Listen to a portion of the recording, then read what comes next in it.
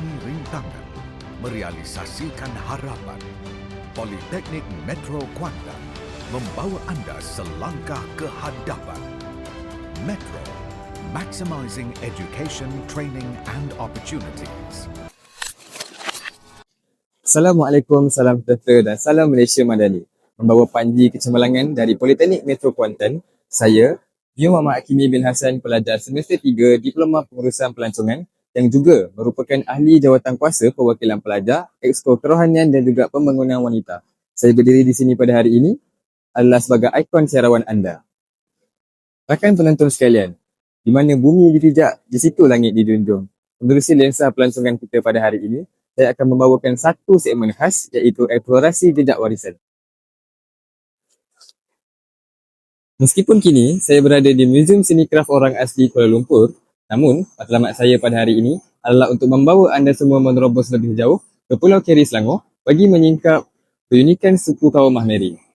Di sebalik kehebatan seni ukiran mereka, tersimpan 1001 kisah warisan dan identiti yang mempersonakan. Jom, kita rongkai 4 keunikan menarik daripada suku kaum Mahmeri ini. Keunikan yang pertama ialah cara hidup yang akrab dengan alam semula jadi.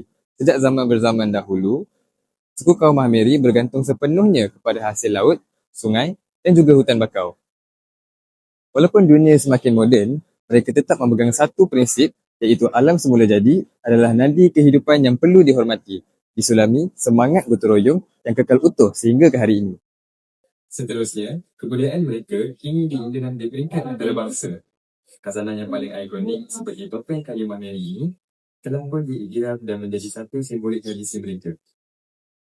Untuk pengetahuan penonton, kehalusan seni ukiran topeng muka Mahmeri ini telah pun mendapat pengiktirafan anugerah kecekapan kraftangan daripada UNESCO tau. Malah, jaran ritual Jo'oh yang ditarikan bersama pakaian daun nipah masih kekal hingga hari ini. Namun penonton, adakah suku kaum Mahmeri ketinggalan? Jawapannya, tidak. Hari ini, suku kaum Mahmeri telah pun mendapatkan pendidikan yang formal. Mereka bijak untuk mengimbangi dunia yang moden dengan menjadi usahawan kraf, pemandu pelancong dan juga duta budaya. Mereka berubah mengikut masa, namun tidak melupakan asal-usul budaya mereka. Akhir sekali, keunikan ini mengangkat warisan Mahmeri sebagai aset pelancongan budaya yang bernilai.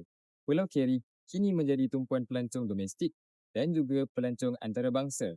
Impaknya, ia bukan sekadar memelihara seni, malah menjadi pemacu ekonomi utama buat komuniti setempat melalui pelancongan yang berasaskan budaya. Kesimpulannya, jelaslah bahawa suku Mahmeri adalah bukti keindahan warna-warni di Malaysia. Daripada cara hidup yang menghargai alam, kesenian topeng yang magis, sehinggalah kepada komuniti yang dinamik. Semuanya membentuk identiti negara yang tiada galang gantinya. Jejak warisan ini bukan hanya sekadar sejarah masa lalu, tetapi legasi masa depan yang perlu kita pelihara bersama.